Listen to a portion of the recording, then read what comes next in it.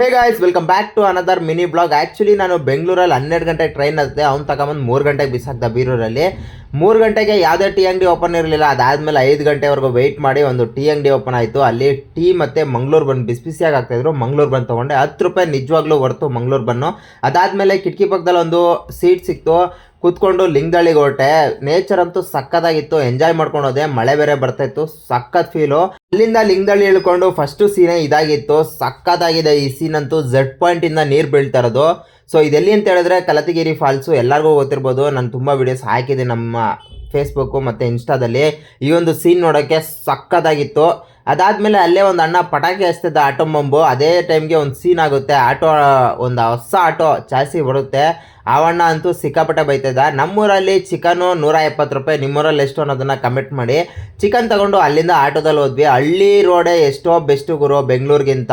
ಸಕ್ಕತ್ತಾಗಿದೆ ಹಳ್ಳಿ road auto ಓಡಿಸೋಕ್ಕೆ. ಮತ್ತು ಬೆಂಗಳೂರು ರೋಡು ಸಿಕ್ಕಾಪಟ್ಟೆ ಕೆಟ್ಟದಾಗಿದೆ. ನಿಮ್ಗೇನು ಅನಿಸುತ್ತೆ ಅನ್ನೋದನ್ನು ಕಮೆಂಟ್ ಮಾಡಿ.